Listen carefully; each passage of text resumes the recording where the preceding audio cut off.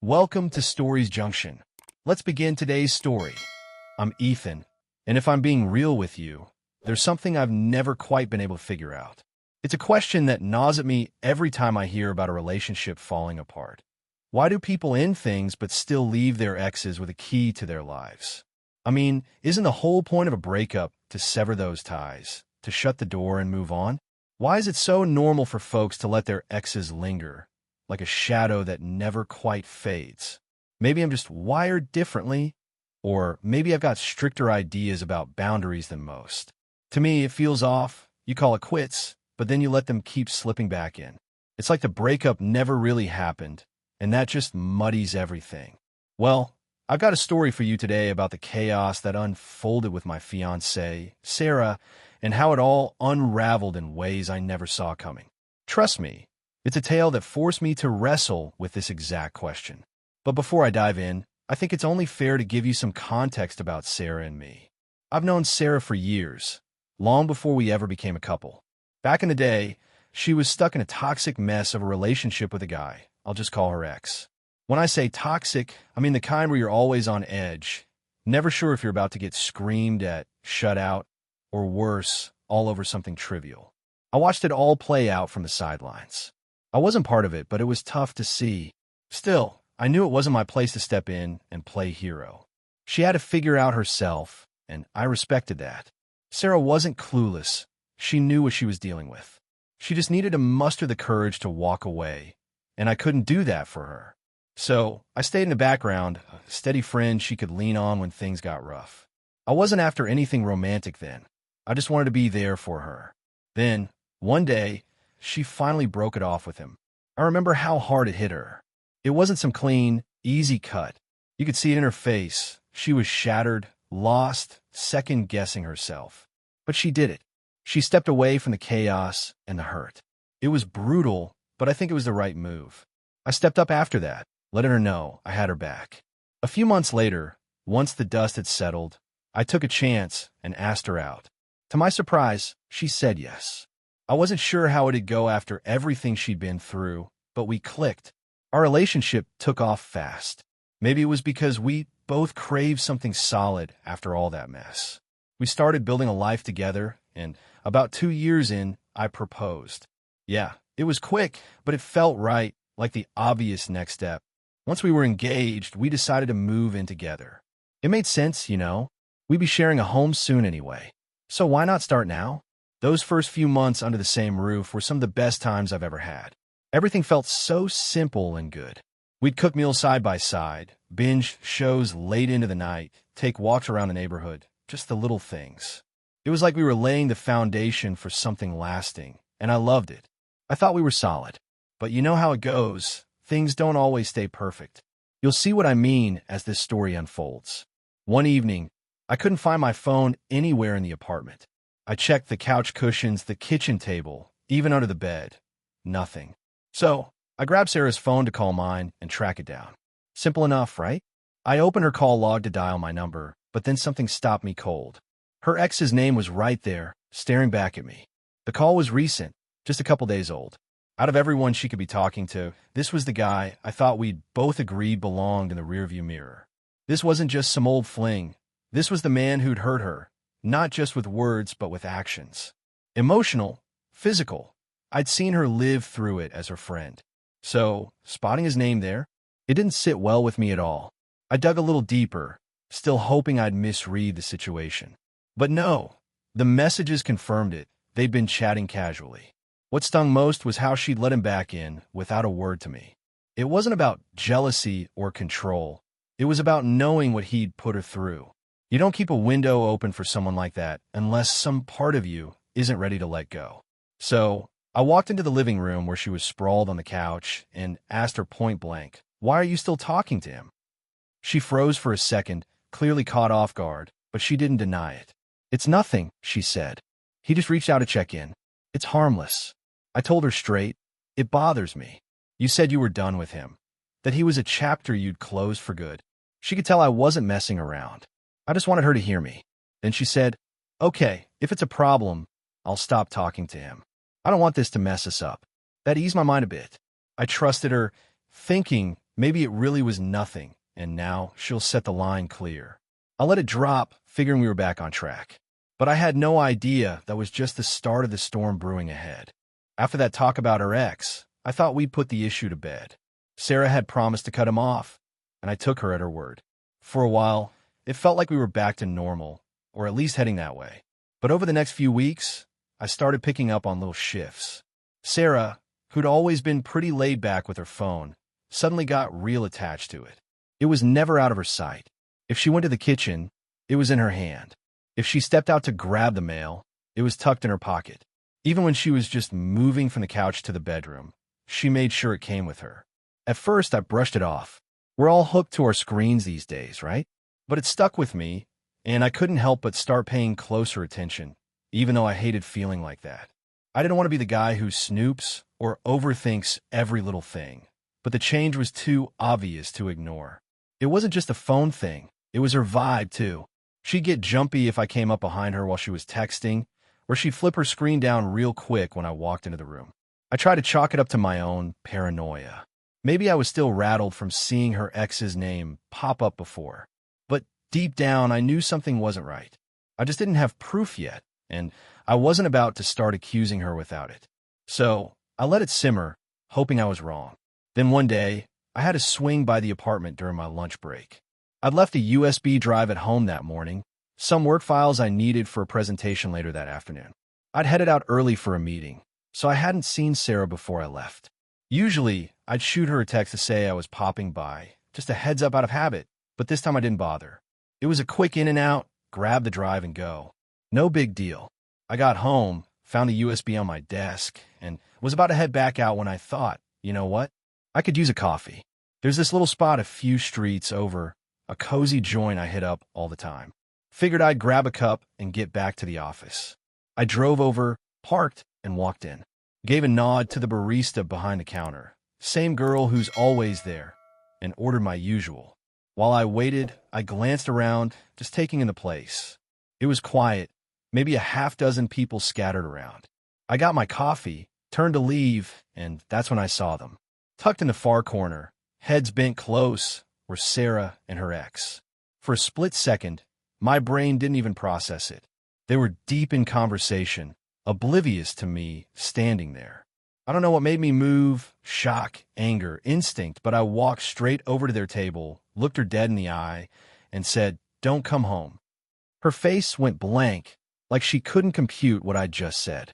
Her mouth opened a little, but no words came out. The ex just sat there, staring at me like I'd lost my mind. I didn't wait for either of them to say anything. I turned on my heel, walked out, got in my car, and peeled off. The rest of that day is a blur. I went back to work, sat through my meeting, nodded at the right times, but I wasn't really there. My head was spinning, replaying that moment over and over. I kept seeing her sitting there with him, casual as anything, like it was no big deal. Like she hadn't promised me she was done. When I got home that night, Sarah was already there, sitting on the couch. The second I walked in, she jumped up and started talking fast. She said her ex had been going through some rough stuff, family problems or something, and he'd reached out to her for support. She swore it was just a friend thing, nothing more. I was just being there for him, she said, like it was some noble act. It's not what you think. She made it sound so innocent, like I was supposed to nod and say, "Oh, cool, good for you." I didn't cut her off, though. I let her get it all out. Every excuse she had lined up. When she was done, I asked the one thing that mattered. "Didn't you tell me you'd stop talking to him?" She hesitated. That tiny pause said more than any of her words ever could. I didn't let it slide. "So why were you with him today?" I asked again. She stumbled into another explanation. Something about how he'd asked to meet up, how she didn't want to be cold, and shut him down. I didn't need to hear the rest. To me, it was black and white. You don't keep sneaking around with someone you swore was history, especially not someone who'd hurt you like he had. I laid it out for her. If you can't let him go, then I can't keep pouring myself into this knowing he's still got a hold on you. Her expression twisted, like she couldn't believe I'd say it so plain. "What are you talking about?" She shot back, but I could tell she got it. She just didn't expect me to call out. "Go be with him then," I said, "since he needs you so much." That's when she cracked. Tears started rolling down her face, and she kept saying she didn't mean to hurt me, that she couldn't explain it right. She begged me not to end things, swearing it wasn't what it looked like. But I was already checked out. I told her to pack her stuff. I'm not going to fight to be the only one in your life when I should have been that from the start. She stood there, crying, waiting for me to back down. I didn't. When she finally saw I wasn't budging, she grabbed a couple bags, threw some clothes in them, and left. She said she was going to her sister's place. I think she figured it'd blow over, that I'd cool off in a day or two and call her back. But I wasn't mad in the heat of the moment way. This was deeper. She made a choice when she met up with him, and I was just following through on mine. That night, alone in the apartment, I sat there wondering how we'd gone from building a life to this. But I wasn't ready to let it fully sink in. Not yet. The real fallout was still coming. After I told Sarah to leave, I thought she'd get the message loud and clear. I figured she'd come back, grab the rest of her stuff, and we'd both move on. Clean break, no mess. But 2 days went by, and nothing. No call, no text, no sign of her. I'd half expected her to show up that first night, bags in hand, ready to sort it out like adults. Part of me even wanted her to, not because I was wavering, but because I thought she'd at least respect what I'd said and tie up the loose ends. When she didn't, it hit me. She was either waiting me out or didn't take me seriously. Either way, I wasn't about to let it drag on. I'd given her space to figure it out, but I wasn't going to sit around forever. So I made the call literally. I dialed her number and told her to come over. She picked up quick, and I could hear the hope in her voice, like she thought this was me caving. "Okay, I'll be there soon," she said, all soft and eager. I didn't say much back, just kept it short. I'd already decided this was it, and I wasn't in the mood for a long back and forth. While I waited, I started packing her things. Clothes, books, that little lamp she loved, everything went into boxes. I wasn't angry doing it. It just felt necessary, like closing a book I'd been stuck rereading. By the time she showed up, her stuff was stacked neatly by the door. She walked in, saw the boxes, and stopped dead. The look on her face, it was like she'd been punched in the gut. "What's this?" she asked, voice shaking. I didn't sugarcoat it. "It's over, Sarah. You need to take your things and go." She stared at me, eyes wide, like she couldn't believe I'd actually follow through. I guess in her head, she'd built this story where I'd soften up, hear her out, and we'd patch it together. But when she saw I wasn't playing, the tears came fast. "Ethan, please," she started. "I messed up, I know that. But we can fix this. I don't want him. I want you." I let her talk. She went on about how sorry she was, how she'd cut her ex off for real this time, how she'd do anything to prove it. It was a flood of words, all desperate and raw. But I'd heard promises before. Hell, I'd heard that exact one not long ago. So I just asked, "Why should I believe you now when you broke your word already?" She didn't have an answer, not a good one anyway. She stumbled over something about being confused, about not knowing how to cut ties completely. It sounded like noise to me. I wasn't there to debate her feelings. I was there to end it. "Look," I said, cutting through her rambling. "You made a choice when you met him behind my back. I'm making mine now. Take your stuff and go." She broke down harder then, sobbing like I'd never seen. She kept saying she didn't mean for this, that she loved me, that I was throwing us away over a mistake. But it wasn't a mistake, it was a pattern. Sneaking around, lying, keeping him in her orbit, that's not a one-off slip. I didn't yell or argue. I just stood there until she realized I wasn't bending. Eventually, she started loading the boxes in her car, still crying, still tossing out pleas. I didn't help her carry them. Felt like that'd blur the line I was trying to draw. When she was done, she stood by the door, looking at me like I might change my mind at the last second. "This isn't how I wanted things to end," she whispered. "Me neither," I said, "but it's how they are." She lingered a moment longer, then left. I shut the door behind her and locked it. The quiet hit me hard after that, heavier than I expected. I thought I'd feel some kind of victory, like I'd stood my ground and won. But it didn't feel like winning. It just felt done. A few minutes later, my phone started lighting up. Calls at first, her number flashing over and over. I didn't pick up. Then the texts rolled in. She started soft, begging me to talk, saying she'd fix everything. When that didn't work, she flipped the script. "You're so insecure," she wrote. "You can't handle me having a life. You're controlling." Then the kicker, he was always better than you anyway. I read it all, every word, but I didn't bite. I didn't get mad, didn't fire back. I just typed one thing, go be with him then. Send it, muted her number, and that was that. I sat there for a while after, letting it all sink in. The apartment felt too big without her stuff cluttering it up. I wasn't heartbroken, not yet, anyway. More like hollowed out. I kept thinking about how she'd turned it on me, like I was the bad guy for wanting trust in my own relationship. It didn't make me doubt myself, though. If anything, it showed me how far apart we'd grown. She was still tied to him, whether she admitted it or not, and I wasn't about to share space with that ghost. The next couple days, I kept busy, work, gym, anything to fill the silence. I didn't tell anyone what happened, not right away. Didn't feel like explaining it. But alone at night, I started unpacking it all in my head. Not just the end, but the whole damn thing. How we got together, how good it was at first, how it crumbled. I wasn't ready to call a lesson yet, but I knew I'd learned something. I just needed time to figure out what. Sarah was gone, and I wasn't going back. That much I was sure of. What came next, though? That was still a blank page. With Sarah gone, the days that followed felt like I was moving through fog. The apartment was too quiet, too empty, like it was waiting for something to fill it back up. I didn't miss her the way I thought I might. Not the Sarah who'd lied and met up with her ex behind my back. But I missed the version of us from before, the one where we'd laugh over dumb TV shows or burn pancakes on Sunday mornings. That version was long gone, though, and I knew it. I wasn't sitting around pining or second-guessing myself. I made my call, and I stood by it. Still, there was this nagging weight I couldn't shake, like I was carrying the whole mess on my shoulders. I needed to sort it out, so I started doing what I always do when life gets heavy. I thought it through. I didn't talk to anyone about it at first. Not my friends, not my family, no one. I wasn't ready to hear their takes or deal with the "you'll find someone else" pep talks. Instead, I just sat with it. Nights were the worst. I'd lie there, staring at the ceiling, replaying everything. Not just the coffee shop moment, but the months leading up to it.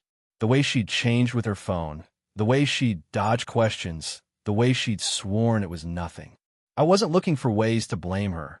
I was trying to understand how we'd gone from engaged to this. Somewhere along the line, we'd lost the plot, and I hadn't seen it coming. The more I thought, the clearer it got that this wasn't just about her ex. It was about trust, or the lack of it. When I'd first seen his name on her phone, I'd given her a chance to fix it. I believed her when she said she'd cut him off. That was me trying to trust her, even after the red flags. But she didn't hold up her end. She didn't just talk to him. She met him in person without a word to me. That wasn't a mistake. That was a choice. And once I saw that, I couldn't unsee it. Trust is like a rope. Once it's frayed, you can't keep climbing with it. You'll fall eventually. I started thinking bigger, too, beyond just Sarah and me. I kept circling back to that question I'd always had. Why do people leave doors open for their exes? I'd seen it before, not just with her. Friends, coworkers. Hell, half the stories you hear about breakups involve someone still texting their old flame or checking in like it's no big deal. To me, it's like keeping a loaded gun in the house. Maybe you don't plan to use it, but it's there, and that's enough to change everything. Sarah's ex wasn't just some guy. She'd been through hell with him. She'd cried to me about it years ago, told me how he'd broken her down. So why let him back in it all? Was it guilt? Habit? Or was she never really over him? I didn't know, and honestly, I didn't care anymore. What mattered was that she'd chosen to blur that line, and I wasn't going to live with the fallout. About a week after she moved out, I started noticing how much I'd been holding my breath. Not literally, but that tense, brace for impact feeling I'd been carrying. It was easing up. I wasn't happy, not by a long shot, but I felt lighter. Like I'd dodged something worse down the road. That's when I realized I didn't just feel sad. I felt relieved. Sad because I'd loved her, because I'd pictured a future with her. Relieved because I'd seen the truth before I'd put a ring on it or sign a lease we couldn't break. It was a weird mix, like mourning something while knowing you'd saved yourself. I finally opened up to a buddy of mine over beers one night.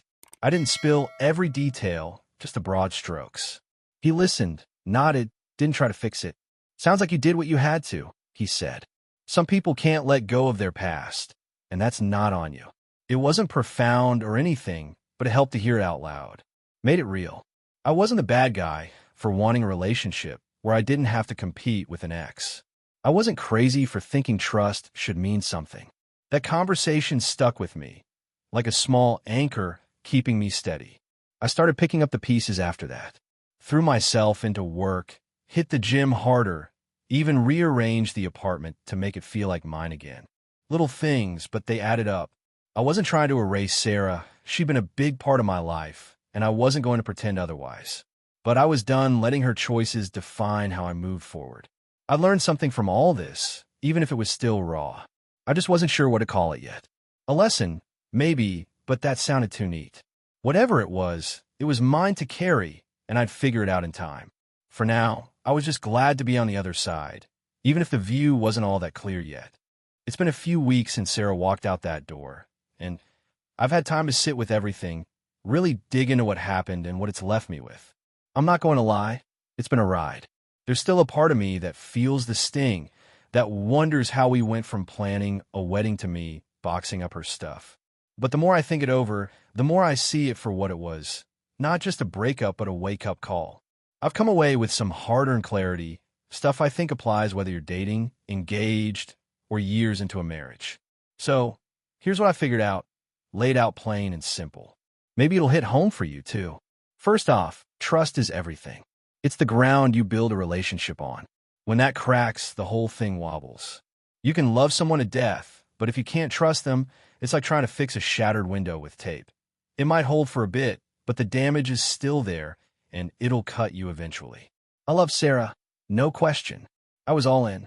But when she kept her ex in the picture, first with the calls, then that meetup, she broke that trust. Once it was gone, the love didn't have anywhere to stand.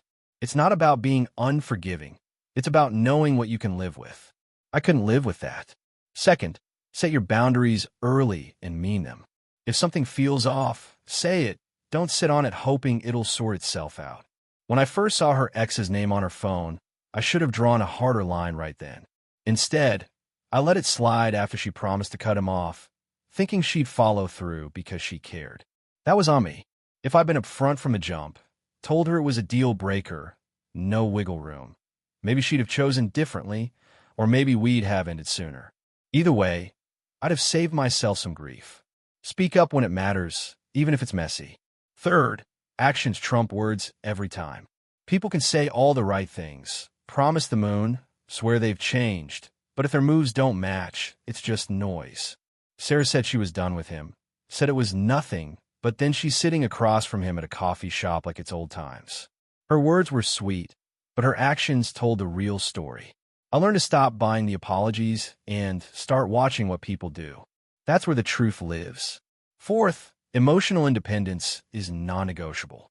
You can't build something solid with someone who's still tangled up in their past. It's like trying to dance with a partner who's got one foot stuck in quicksand. You're not going anywhere fast.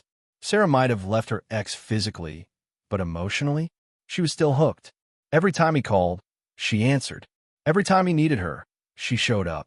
That left me feeling like I was sharing her, even if she wouldn't admit it. A relationship's got no room for a third wheel, especially not one with that kind of history. Fifth, and maybe the toughest one, sometimes you've got to walk away, even when it hurts.